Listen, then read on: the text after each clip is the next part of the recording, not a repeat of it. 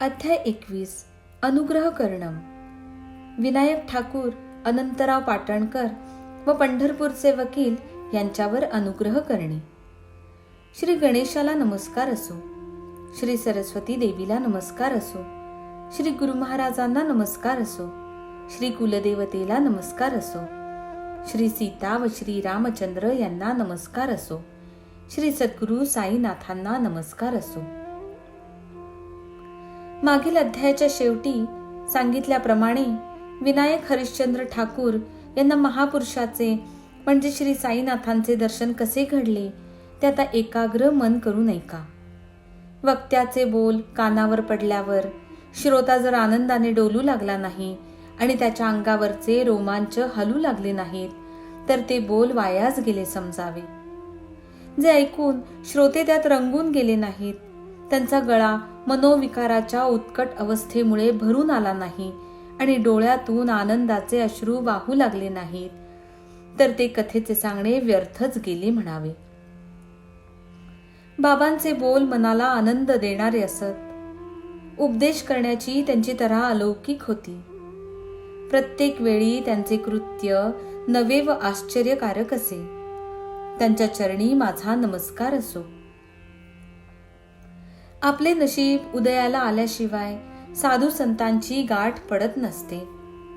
अगदी जवळ उशाशी असले तरी अत्यंत पापी माणसाला ते दिसत नसतात. या सिद्धांताचा खरेपणा पुराव्याने दाखवून देण्यासाठी दूर आपल्या देशात किंवा परदेशातही जाण्याची जरुरी नाही. मीच माझा स्वतःचा अनुभव श्रोत्यांना सांगतो.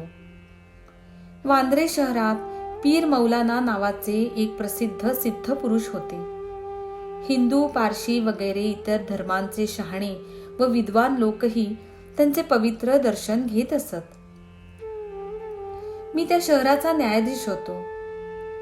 त्यांचा इनूस नावाचा एक सेवेकरी होता. मौलाना साहेबांच्या दर्शनाला मी यावे म्हणून तो मला सारखा आग्रह करीत असे. परंतु हजारो लोक तेथे येतात, आपण तेथे कशाला जावे? उगाच कोणाच्या मुरवतीला बळी पडून आपला नावलौकिक कशाला घालवावा, असे काहीतरी विचार मनात येऊन त्यांच्या दर्शनाला मी कधीच गेलो नाही. जणू काही आपणच आपल्या सावलीला भ्यायलो किंवा माझे दुर्दैवच मला आडवे आले. असो, अशीच कित्येक वर्षे गेली. तेथून पुढे बदली झाली आणि जेव्हा ती वेळ आली तेव्हा शिर्डीशी कायम संबंध जोडला गेला. सांगण्याचे तात्पर्य असे की अभाग्याला येथे शिरकाव नसतो. ईश्वरी कृपा असली तरच हा संतांचा सहवास सहज प्राप्त होतो, नाहीतर याचा योग फार कठीण असतो. याविषयीची एक गोड कथा श्रोत्यांनी आता काळजीपूर्वक ऐकावी. या संतांच्या अनादी काळापासूनच्या संघटना व गुप्त व्यवस्था कशा असतात ते पहा. जसा प्रसंग पडेल आणि जशी वेळ येईल त्याप्रमाणे आणि ज्याला जे ठिकाण आवडेल त्या ठिकाणी आपले कार्य पुरे करण्यासाठी हे संत अवतार घेतात. परंतु ते एकमेकांपासून भिन्न नसतात. त्यांचे ठिकाण, वेळ व कार्य वेगळे असले तरी एकाचे मनोगत दुसरा संत पूर्णपणे जाणत असतो. त्या सगळ्यांचे आतून एकपणच असते. सार्वभौम राजाची जशी ठिकठिकाणची ठाणी वसवलेली असतात आणि अधिकारी नेमून तेथील भरभराट व वैभव संपादिले जाते, तसेच हा स्वानंद रूपी सम्राट ठिकठिकाणी प्रगट होऊन आपला हा राज्याचा गाडा म्हणजे कारभार गुप्तपणे सूत्रे हलवून चालवीत असतो. एकदा एक इंग्रजी शिकलेले BA पदवी मिळवलेले गृहस्थ विनायकराव ठाकूर हळूहळू मार्गक्रमित मोठे नामांकित अधिकारी झाले. त्यांना पुढे तालुक्याची मामलतदारी मिळाली, प्रांतही झाले आणि सुदैवाने साईबाबांचा समागम प्राप्त झाला. ही मामलतदारी दिसायला जरी बरी असली आणि मानाने जरी मोठी असली तरी लहान टेकडीप्रमाणे दुरून सुंदर दिसते, परंतु जवळ गेल्यावर काजरी नावाच्या झाडांनी वेढलेली असते, म्हणजे चढण्यास कठीण असते. पूर्वीचे ते गोड दिवस गेले, जेव्हा अधिकाराची हौस होती. लोक सुद्धा अधिकाऱ्यांना मानित असत आणि एकमेकांना आनंद वाटत असे. आताचे हाल विचारू नका. सुखाच्या नोकरीचा तो काळ गेला. आता जबाबदारी फार वाढली आहे. पैसा भरपूर मिळतो, परंतु त्रास व दगदग जास्त होते. नोकरी आटोकाट प्रयत्न करून केली तरी आता पूर्वीसारखा मामलतदारीला मान राहिला नाही आणि प्रांताधिकारीचे वैभव राहिले नाही. असो, ते अधिकारपद सुद्धा अमाप पैसा खर्च केल्याशिवाय आणि सतत अभ्यासाची मेहनत केल्याशिवाय मिळत नसते. आधी त्याला BA व्हावे लागते, मग तो मुलकी खात्यात रोखीचा हिशेब ठेवणारा कारकून बनतो. महिना 30 रुपये पगारावर त्याची अशी वाटचाल असते. नंतर योग्य वेळ आल्यावर घाटावर जावे लागते. जमिनीचे क्षेत्र मापण्याचे काम शिकावे लागते. मोजणीदारांमध्ये राहावे लागते आणि परीक्षा पास करावी लागते. पुढे जेव्हा एखादा आसामी स्वतः वैकुंठाला जाईल आणि आपली जागा रिकामी करेल, तेव्हा ती जागा याच्या कामी पडेल. असो, आता ही लांबलचक व नीरस गोष्ट पुरे. नुसती तोंडाची बडबड कशाला पाहिजे? एका गृहस्थाला म्हणजे विनायक ठाकूरांना साईबाबांची भेट कशी झाली ते ऐका. बेळगाव जवळ वडगाव नावाचे एक खेडे आहे. तेथे मोजणीदाराची शिकाऊ वर्गाची तुकडी आली आणि त्यांनी तेथे मुक्काम केला. त्या गावी एक सत्पुरुष प्रसिद्ध कानडी संत अप्पा महाराज होते, ज्यांच्या दर्शनाला ते गेले. पायांवर डोके ठेवले आणि आशीर्वाद प्रसाद पावले. त्या सत्पुरुषांच्या हातात त्यावेळी निश्चलदास कृत विचारसागर नावाचा ग्रंथ होता, जो ते वाचित होते. हा ग्रंथ आचार्य विद्यारण्यांच्या मूळ संस्कृत भाषेतील पंचदशी ग्रंथाच्या आधारे उत्तर भारतातील महात्मा निश्चलदास यांनी सामान्य माणसांना समजण्यासाठी हिंदी भाषेत सन 1849 साली लिहिला. अर्थातच या ग्रंथाचा विषय अद्वैतवाद व उद्देश ब्रह्मसाक्षात्कार असल्याने हा प्रमेय ग्रंथ मानला जातो.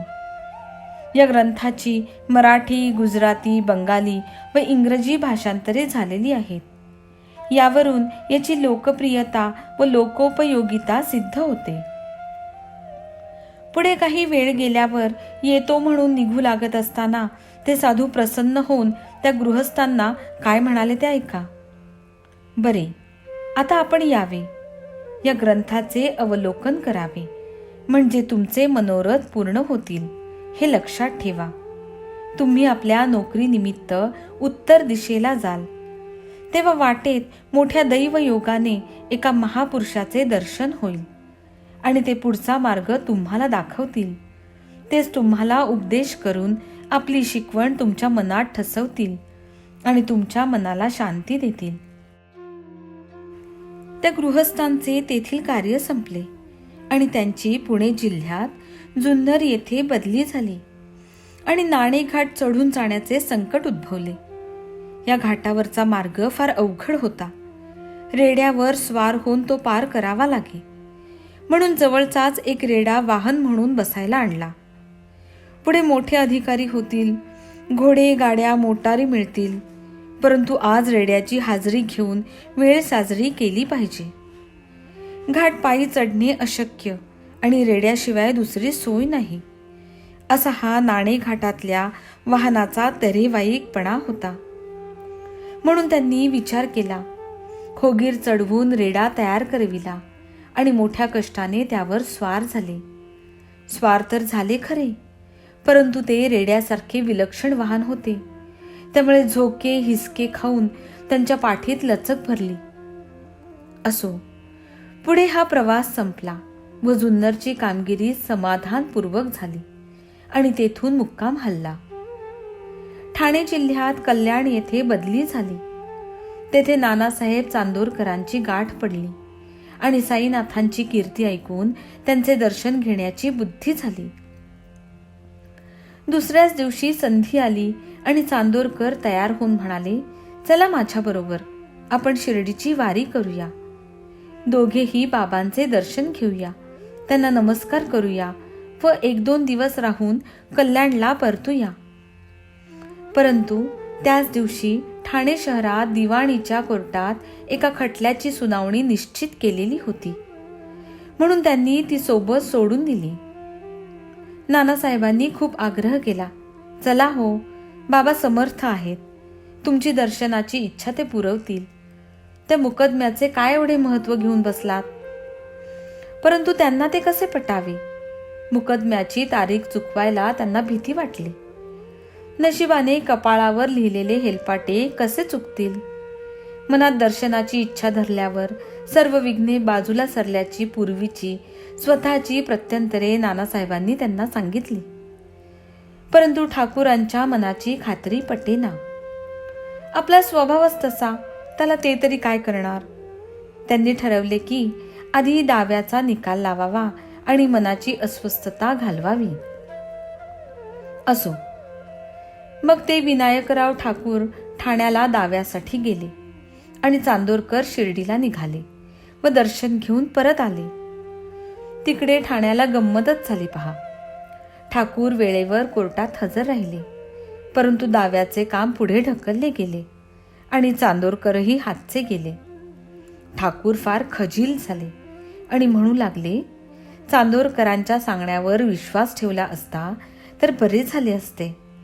त्यांनी मला शिर्डीत बरोबर नेले असते आणि दर्शनाचे कार्य स्वस्थ चित्ताने उरकले गेले असते. दाव्यापरी दावा राहिला आणि साधू समागमही चुकला.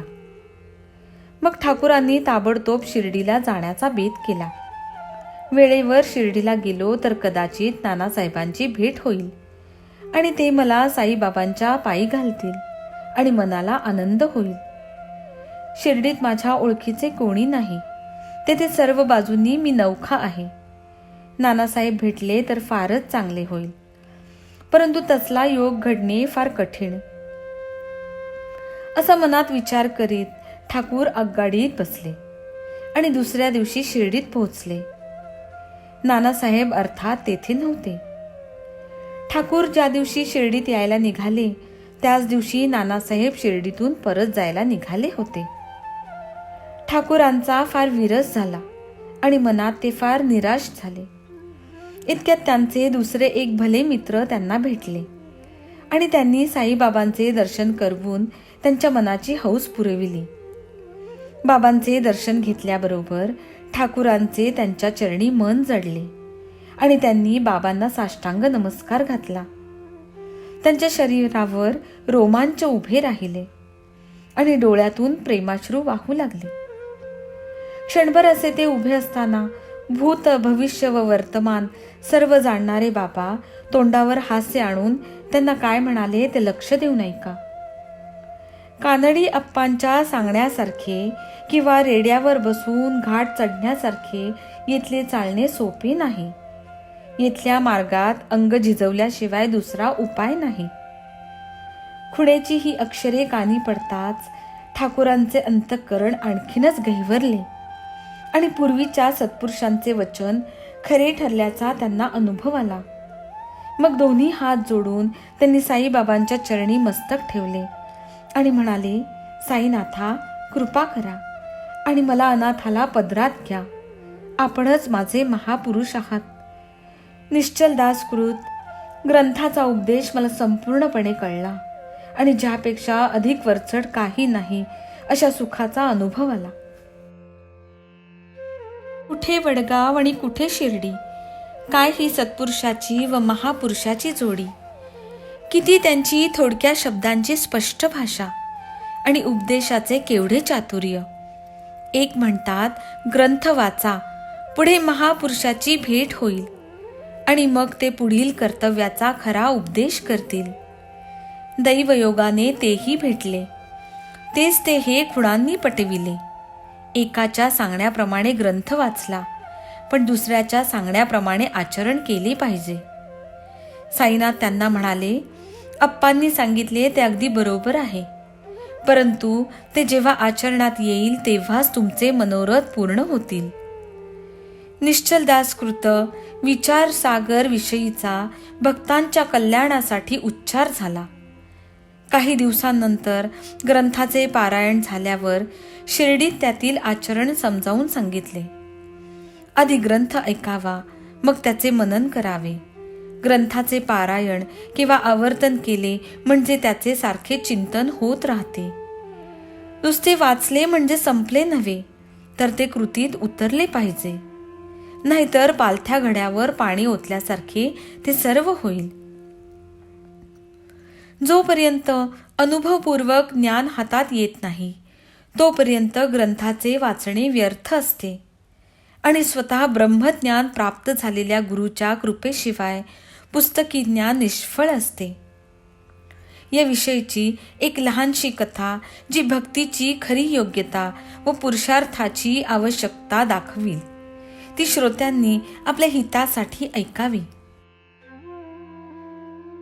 एकदा पुणे शहरात राहणाऱ्या अनंतराव पाटणकर नावाच्या एका गृहस्थाला साईबाबांच्या दर्शनाची उत्सुकता उत्पन्न झाली आणि ते घाईने लगेच शिर्डीला आले.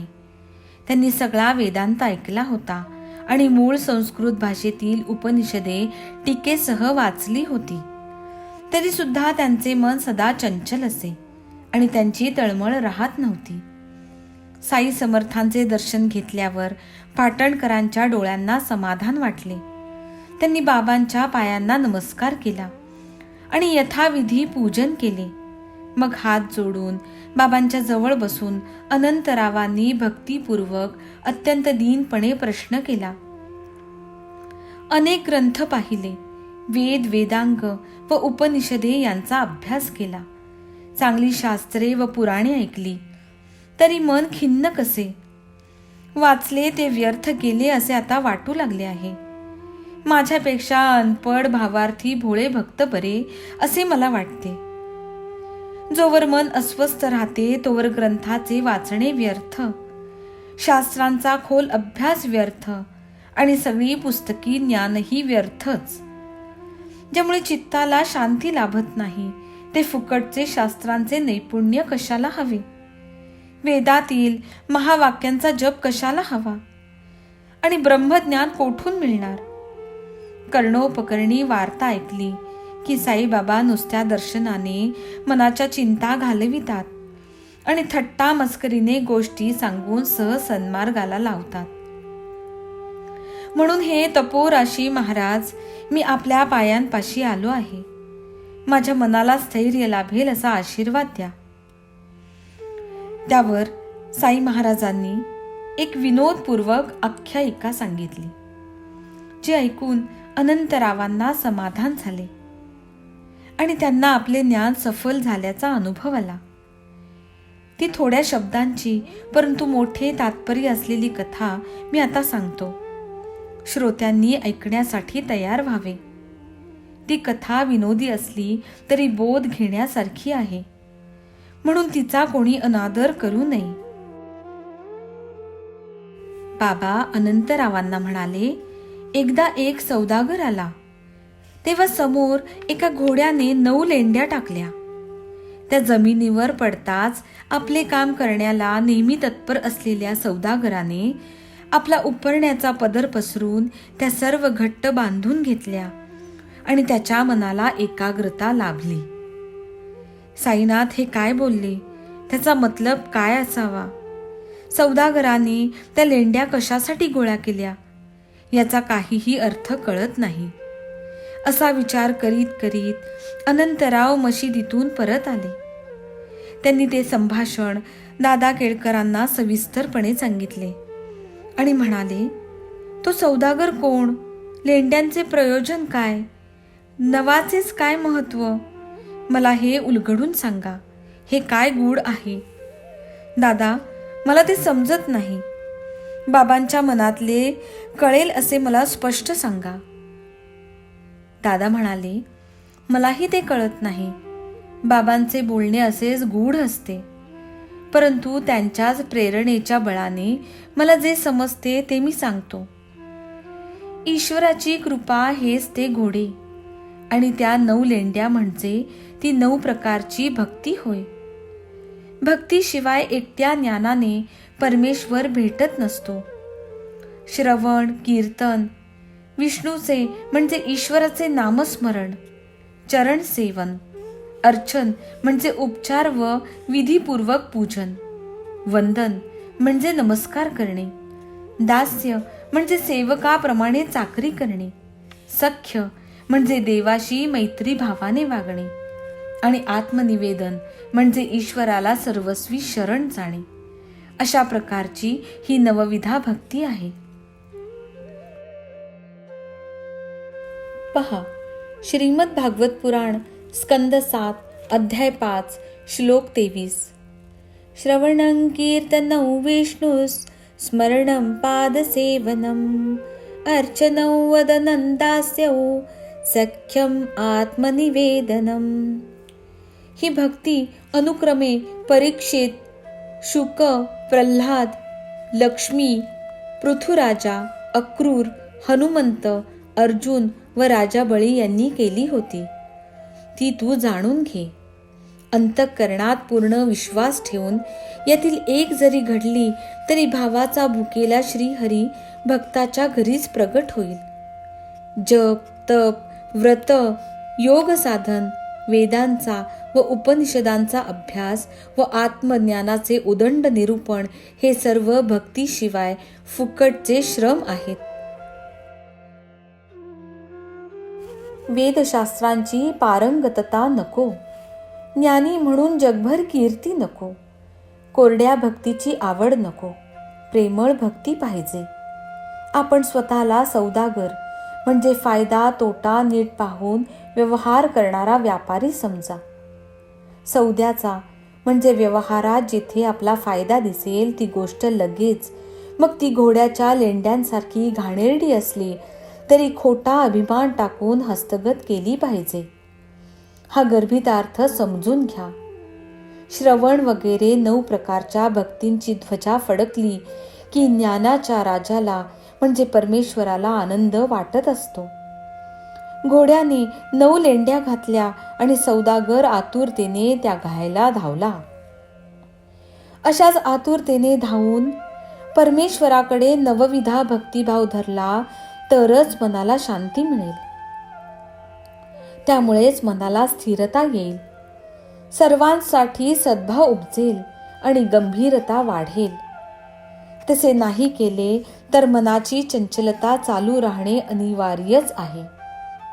हेच गुरु महाराजांचे सांगणे आहे. दुसऱ्या दिवशी अनंतराव साईबाबांना चरणस्पर्श करून नमस्कार करीत असताना बाबांनी त्यांना विचारले, लेंड्या पदरी बांधल्या का? त्यावर अनंतराव प्रार्थनापूर्वक म्हणाले, या दिनावर आपली कृपा असू द्यावी, म्हणजे त्या सहज बांधल्या जातील. काय एवढे त्यांचे महत्व. मग बाबांनी त्यांना आशीर्वाद दिला आणि कल्याण होईल असे आश्वासन पूर्वक म्हणाले. अनंतराव मनात आनंदले आणि त्यांना सुख शांती लाभली.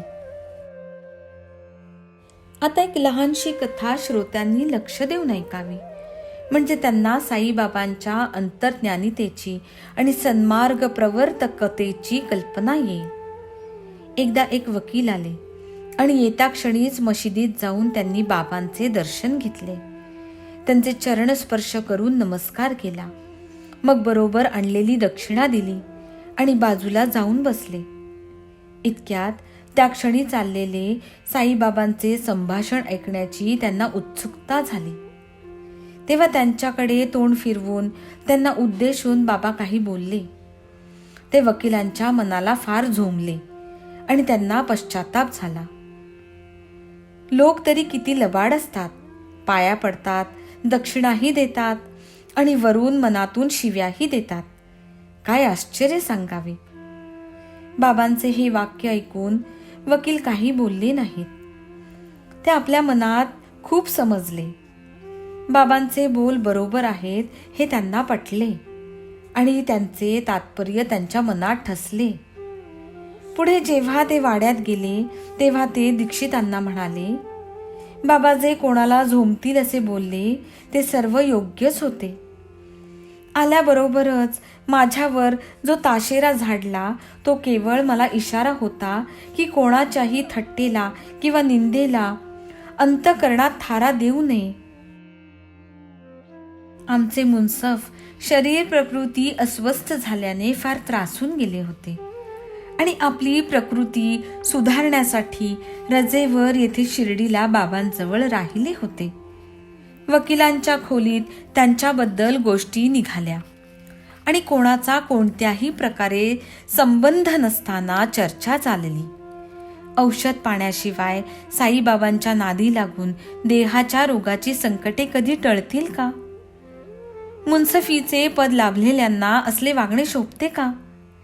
अशा तऱ्हेने त्या मुन्सफांची निंदा चालली असताना साईबाबांची थट्टा सुरू झाली. मीही त्यात थोड्या प्रमाणात का असेना भागीदार होतो. या गोष्टीची अयोग्यता बाबांनी मला दाखवून दिली. बाबांचा हा ताशेरा नव्हता, पण माझ्यावर तो अनुग्रहच होता. कारणाशिवाय उगीच कोणाची चर्चा करू नये आणि कोणाही विषयी दुष्ट विचार मनात बाळगू नयेत. आणखी एक खात्रीचा पुरावा मिळाला. 100 कोसांचे अंतर असले तरी साईबाबांना सर्वांच्या मनातले ठाऊक असते. ते खरोखरचे अंतर्ज्ञानी आहेत. आणखी एका गोष्टीचा निर्णय झाला. मध्ये पर्वत असो की पहाड असो, साईबाबांच्या नजरेआड काही नसते. सर्व गुप्त गोष्टीही त्यांना उघड होत असतात. असो, तेव्हापासून वकिलांनी निश्चय केला की यापुढे कोणाची निंदा करायची नाही आणि कोणाविषयी वाईट बोलायचे नाही. आपण कुठेही काहीही केले तरी साईंची नजर चुकविता येत नाही याची त्यांना खात्री पटली आणि कोणतेही वाईट कर्म करण्याचा त्यांचा जोर मावळला आणि चांगले कर्म करण्याची दक्षता उदयाला आली. साईबाबा मागे पुढे हजर असताना त्यांना कोण फसवू शकेल हा विश्वास मनात पक्का ठसला. या कथेचा संबंध जरी वकिलाशी असला तरी ती सर्व तऱ्हेने, सर्व बाजूंनी व सर्वांना सारखीच उपदेशपर आहे. येथील सर्व वकील, वक्ते, श्रोते व साईंचे इतर भक्त त्यांचाही असाच निश्चय असावा अशी मी खरोखरीच प्रार्थना करतो. साई कृपारूपी मेघाचा वर्षाव झाला म्हणजे आपल्या सर्वांचे समाधान होईल. यात काही नवल नाही, परंतु तहानेने व्याकुळ झालेल्या सगळ्यांची ही तहान भागेल. साईनाथांचा महिमा अगाध आहे. त्यांच्या श्रेष्ठ कथाही अगाध आहेत. साईंच्या चरित्राची सीमाही अगाध आहे. साई स्वतः परब्रह्माचे मूर्तिमंत अवतारच आहेत. आता पुढील अध्यायाची कथा श्रद्धाळू श्रोत्यांनी आदरपूर्वक ऐकावी. ती तुमचे मनोरथ पुरवील आणि चित्ताला शांती देईल. साई समर्थांना भक्तांची पुढे येणारी संकटांची परिस्थिती आधीच ठाऊक असते आणि ती ते थट्टा मस्करी करीत, विनोदाच्या गोष्टी सांगत आणि हसत खेळत दूर करीत असतात. भक्त हेमाडपंत साईंना शरण आले आहेत. हे कथानक संपूर्ण झाले. पुढील कथेची संगती भक्तांचे संकट निवारण आहे. कृपेचे सागर श्री साई भक्तांची भावी दुर्धर संकटे आधी जाणून त्याबद्दल त्यांना वेळेवर इशारा देऊन त्यांचे निवारण कसे करतात ते ऐका. सर्वांचे कल्याण असो. अशा प्रकारे संत व सज्जन यांनी प्रेरणा केलेल्या, भक्त हेमाडपंत यांनी रचलेल्या श्री साई समर्थ यांच्या सत्यचरित्राचा अनुग्रह करणम नावाचा 21वा अध्याय समाप्त झाला. श्री सद्गुरु साईनाथांना अर्पण असो. सर्वत्र मंगल असो.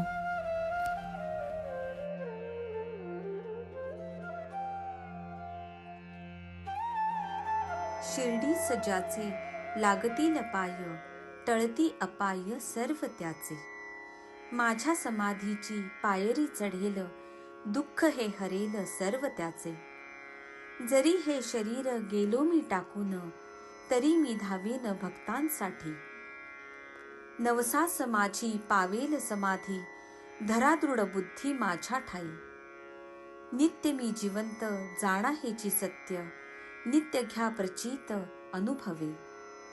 शरण मज आला आणि वाया गेला, दाखवा दाखवा ऐसा कोणी. जो जो मज भजे जैसा जैसा भावे तैसा तैसा पावे मीही त्यासी.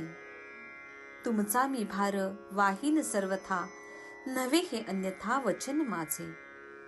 जाणा येथे आहे साह्य सर्वांचं, मागे जे जे त्यास ते ते लाभे.